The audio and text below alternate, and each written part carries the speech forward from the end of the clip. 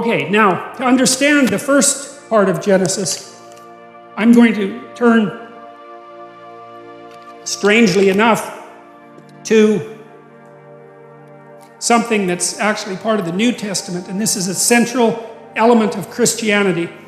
And it's a very strange idea, and it's going to take a very long time to unpack, but the idea, this is what John said about Christ. He said, in the beginning was the Word. And so that relates back to Genesis 1. In the beginning was the Word, and the Word was with God, and the Word was God.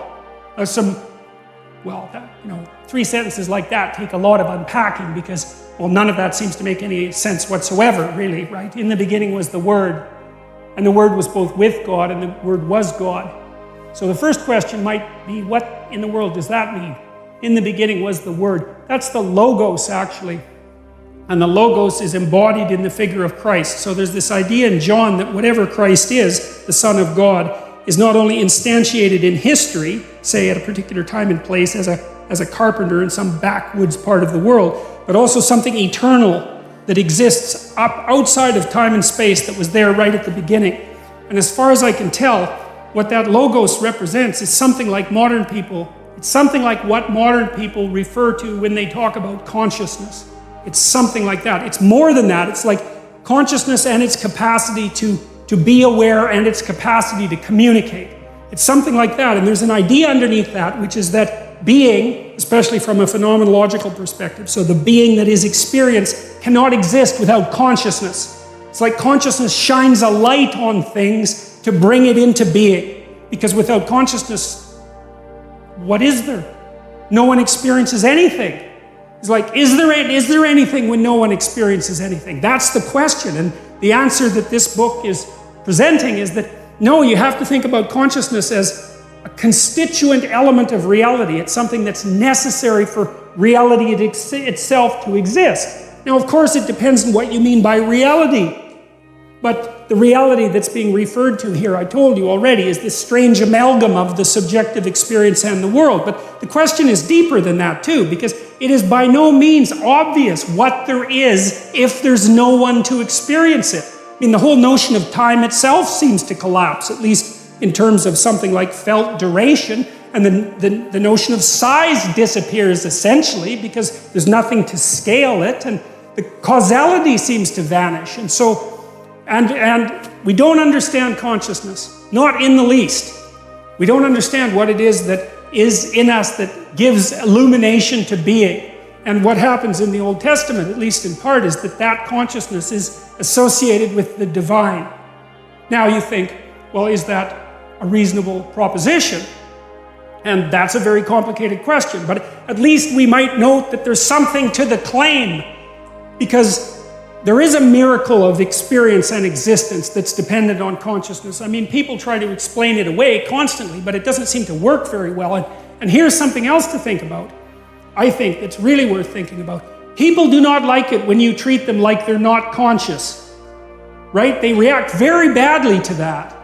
And then you don't like it if someone assumes that you're not conscious, and you don't like it if someone assumes that you don't have free will, that you're just absolutely determined in your actions, and there's nothing that's going to repair you, and that you don't need to have any responsibility for your actions. It's like our culture, the laws of our culture are predicated on the idea, something like people are conscious, people have experience, people make decisions and can be held responsible for them, that there's a free will element to it.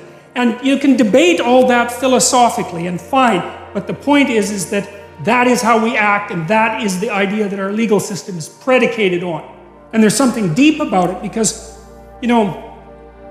you're subject to the law, but the law is also limited by you, which is to say that in a well-functioning, properly grounded democratic system, you have intrinsic value. That's the source of your rights. Even if you're a murderer, we have to say the law can only go so far because there's something about you that's divine. Well, what does that mean? Well, partly it means that there's something about you that's conscious and capable of communicating, like you're a whole world unto yourself. And you have that to contribute to everyone else, and that's valuable. I mean, that you can learn new things, you can transform the structure of society, you can invent a new way of dealing with the world. You're capable of all that. It's an intrinsic part of you, and that's associated with this. It's associated, that's the idea there, is that there's something about the logos that is necessary for the absolute chaos of the reality beyond experience to manifest itself as reality. That's an amazing idea because it gives consciousness a constitutive role in the cosmos. And you can debate that, but it's not, you can't just bloody well brush it off.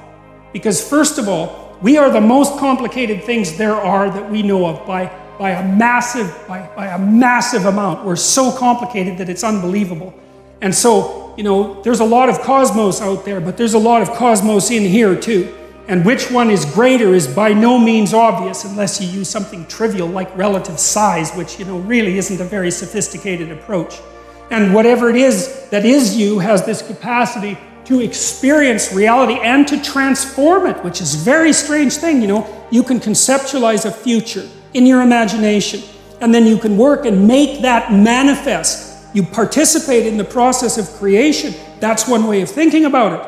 And so that's why I think in Genesis 1, it relates the idea that human beings are made in the image of the divine, men and women, which is interesting too, because, the feminists are always criticizing Christianity, for example, as being, inexorably patriarchal. Of course, they criticize everything like that, so it's hardly a stroke of bloody brilliance. But I think it's an absolute miracle that right at the beginning of the document, it says straightforwardly, like with no hesitation whatsoever, that the divine spark, which we're associating with the word that brings forth being, is manifest in men and women equally. That's a very cool thing. And you got to think, well, like I said, you actually take that seriously. Well, what you got to ask is, what happens if you don't take it seriously? Right? Read Dostoevsky's Crime and Punishment. That's the best investigation of that tactic that's ever been produced. Because what happens in Dostoevsky's Crime and Punishment is that the main character, whose name is Raskolnikov, decides that there's no intrinsic value to other people. And that as a consequence, he can do whatever he wants. It's only cowardice that stops him from acting, right? Because why would it be anything else if the value of other people is just an arbitrary superstition? Then why can't I do exactly what I want when I want? Which is the psychopath's viewpoint. Well, so Raskolnikov does. He kills someone who's a very horrible person, and he has very good reasons for killing her. And he's half-starved and a little bit insane and possessed by this ideology. It's brilliant, brilliant layout. And he finds out something after he kills her, which is that the post-killing Raskolnikov and the pre-killing Raskolnikov are not the same person even a little bit. Because he's broken a rule, like he's broken a serious rule, and there's no going back. And Crime and Punishment is the best investigation I know of what happens if you take the notion that there's nothing divine about the individual seriously.